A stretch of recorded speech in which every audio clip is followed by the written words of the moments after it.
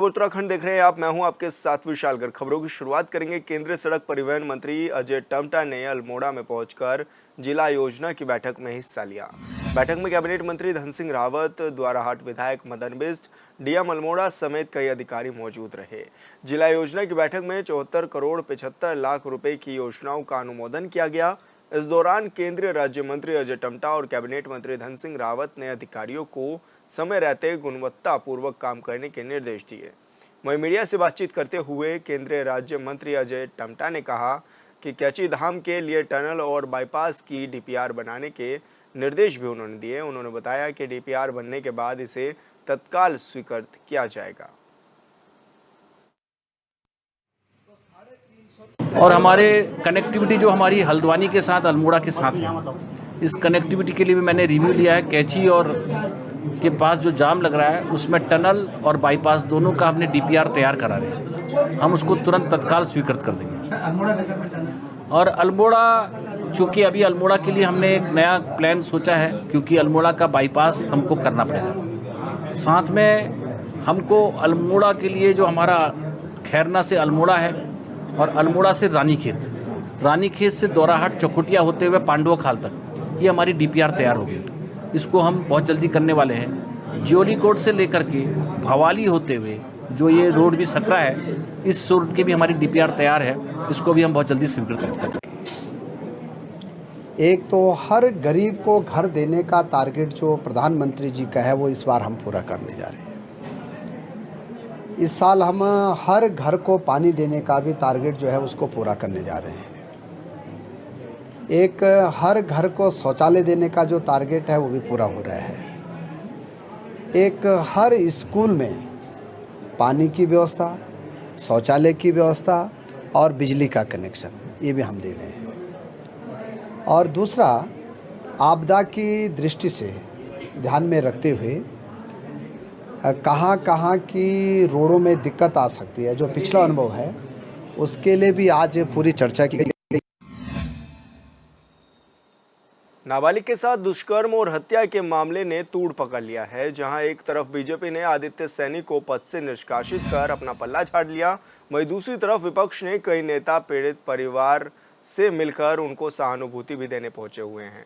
इसी के चलते पूर्व सीएम हरीश रावत भी पीड़िता से मिलने के लिए, परिजनों से उनके मिलने के लिए पहुंचे थे और उन्होंने पहुंचकर बीजेपी पर गंभीर आरोप भी लगाए। उन्होंने बीजेपी पर दोषियों को बचाने का आरोप लगाते हुए कहा कि यह सरकार महिलाओं की सुरक्षा के मुद्दे पर पूरी तरह विफल साबित हो रही है। उन्होंने कहा कि बीजेपी केवल दिखावा करती है, असल में उनके नेता खुद अपराधियों को बचाने में लगे रहते हैं।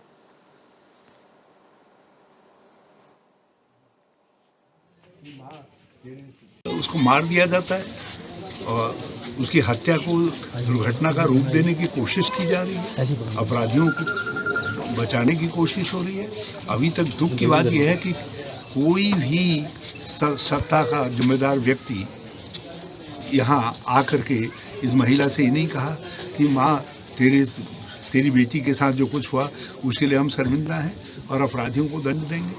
किसी तरीके की कोई मदद के लिए न प्रशासन का हाथ आगे बढ़ा है, न शासन का हाथ आगे बढ़ा है। कितनी दुख की बात है। और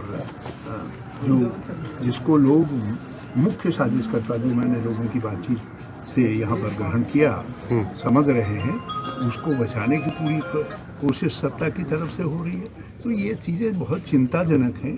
और हम लोग कल मेरी यशपाल जी से, करण मेहरा जी से और बात हुई है, प्रीतम सिंह जी से भी बात करूँ। एडिशनल कमिश्नर कुमाऊं जीवन सिंह नंगनियाल जसपुर पहुंचे हैं, जहां पहुंचकर उन्होंने जसपुर तहसील का निरीक्षण किया। साथ ही तहसील कर्मचारियों से बातचीत भी की। निरीक्षण के दौरान उन्होंने बताया कि निरीक्षण के साथ ही आर्काइव सेक्शन भी देखा गया। जो भी अभिलेख हैं वो अभी तक सही हैं। जिन मामलों का फैसला हुआ और वो भी रेवेन्यू के कार्य हैं, उसी के तहत प्रक्रिया चल रही है। वहीं इस मौके पर अधिवक्ताओं ने भी अपनी कुछ समस्याएं रखी, जिन पर कमिश्नर ने जल्द समाधान का आश्वासन दिया है। मैं निरीक्षण कर ही रहा हूँ। अभी फ़िलहाल जो सेक्शन मैंने देखा है उसमें अभी आर के सेक्शन को देखा है लेकिन वहाँ पर जो भी अभी तक जो है कार्रवाइयाँ जो मैं देख रहा हूँ अभी तक तो ठीक है, और जो भी केसेस का निर्णय हुआ है उनको जो है अमल दरामद करने की भी कार्रवाइयाँ जो है, जो मेन जो है रेवेन्यू की कार्य हैं उसके तहत जो है वो प्रक्रिया चल रही है। तो अभी तक मैंने कुछ उनको मिलान किया था रजिस्टर से, और वो जो है सही पाई गई है। उत्तराखंड की मंगलोर और बद्रीनाथ विधानसभा सीट पर उपचुनाव चल रहे हैं। 10 जुलाई को दोनों ही सीटों पर मतदान होगा। कांग्रेस के प्रदेश उपाध्यक्ष मथुरा दत्त जोशी ने बीजेपी पर आरोप लगाते हुए कहा कि बीजेपी आदर्श आचार संहिता का उल्लंघन कर रही है। मथुरा जोशी ने कहा कि बीजेपी के द्वारा खुलेआम शराब बांटी जा रही है और मतदाताओं को प्रभावित किया जा रहा है।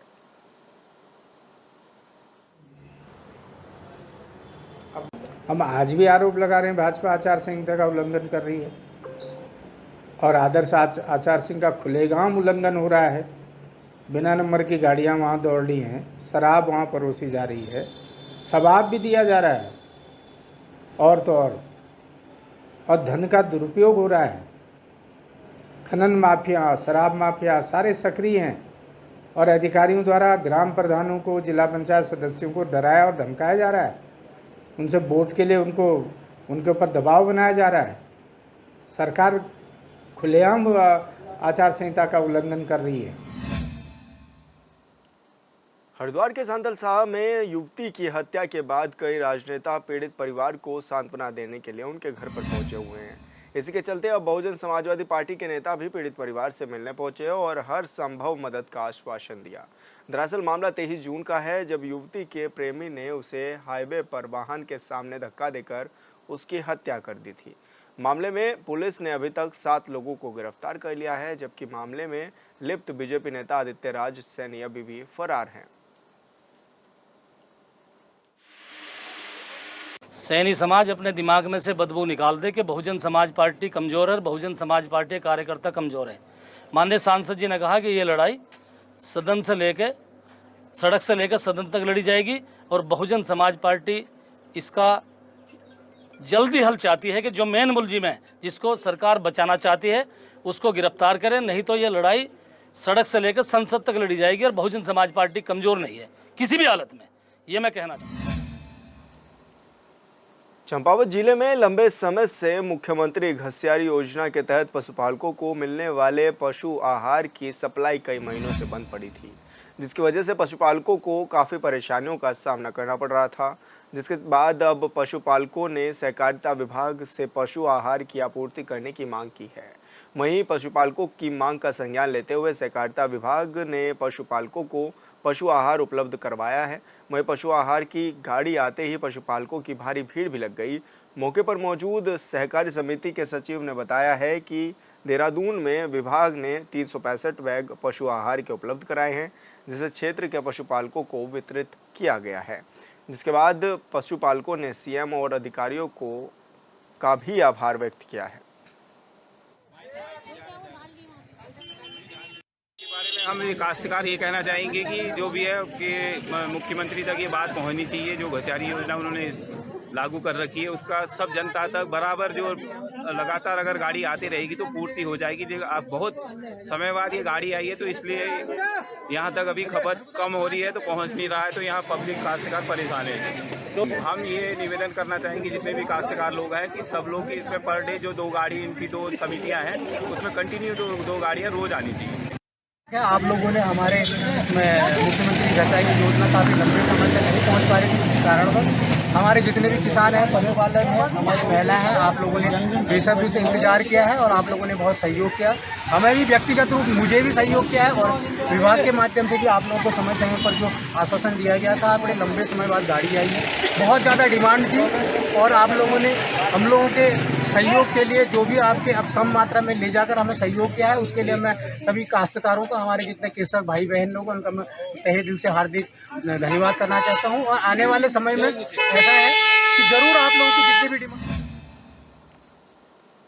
हरिद्वार के चीला रोड पर दिन दहाड़े एक जंगली हाथी आ धमका, जिस वजह से मौजूदा लोगों की सांसें थम गई।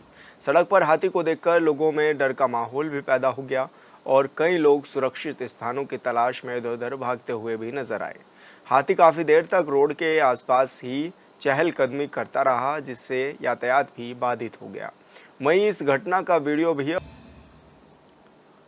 विकासखंड चंबा के देवरी मल्ली में मनरेगा और एनआरएलएम के अंतर्गत जंगलों की सुरक्षा, जल संरक्षण और संवर्धन और विधायक टिहरी किशोर उपाध्याय, सीडीओ डॉक्टर अभिषेक त्रिपाठी समेत अधिकारियों और ग्रामीणों ने बायोफेसिंग बांस की सघन रोपाई की है। इस मौके पर क्षेत्रीय विधायक ने विभागीय अधिकारियों और ग्रामीणों के साथ बैठक करते हुए कहा कि जिला अधिकारियों के मार्गदर्शन और सीडीओ के संरक्षण में देवरी मल्ली में अभिनव प्रयास किए जा रहे हैं।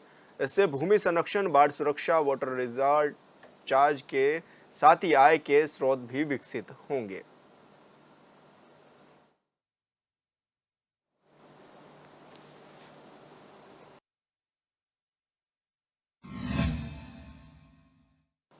उत्तराखंड में मानसून दस्तक दे चुका है। मानसून के आने से एक तरफ तो भीषण गर्मी से निजात मिली है, तो वहीं दूसरी तरफ अब कुछ ही दिनों में देहरादून शहर के अंदर जलभराव जैसी समस्या भी सामने आने लगेंगी।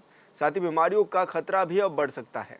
इसी को ध्यान में रखते हुए नगर निगम अपनी तैयारियों में जुट चुका है। नदी नालों की सफाई से लेकर पेस्टिसाइड और फॉगिंग अभियान के जरिए भी नगर निगम घातक बीमारियों को रोकने की कोशिश में जुटा हुआ है। वहीं नगर आयुक्त की माने तो सबसे बड़ी चुनौती मानसून में जलभराव को लेकर रहती है। ड्रेनेज सिस्टम चौक होने की वजह से अक्सर देहरादून की सड़कों पर भारी मात्रा में पानी जमा हो जाता है, जिसको देखते हुए नगर निगम प्रशासन ग्राउंड जीरो पर पहुंचकर लगातार निरीक्षण कर रहा है। देखिए, जल भराव के यदि रूट कॉज में जाया जाए तो दो तरह के मेन इश्यूज होते हैं। पहला होता है इंजीनियरिंग इश्यू, जिसमें नालों के डिज़ाइन सही ना होना या कहीं नालों का निर्माण ना होना, पर्याप्त निकास ना होना, वो कारण होते हैं। तो उस पर सभी इंजीनियरिंग विभाग काम कर रहे हैं। जिलाधिकारी महोदया के निर्देशन में उनके द्वारा लगातार निरीक्षण भी किया जा रहा है और उस पर काफ़ी काम किया गया है। इसके अतिरिक्त जो दूसरा इश्यू होता है, जो मेन नगर निगम से रिलेटेड है, वो है कि नालों की समय समय पर सफाई होते रहना। तो उसके लिए हमारे जो हर वर्ष एक्सरसाइज की जाती है, वो इस वर्ष भी की गई है, उसकी मॉनिटरिंग भी की गई है। उसमें जो बड़े नाले थे जिनको मशीनों के द्वारा जिनकी सफाई की जानी थी, वो पूर्ण करा ली गई।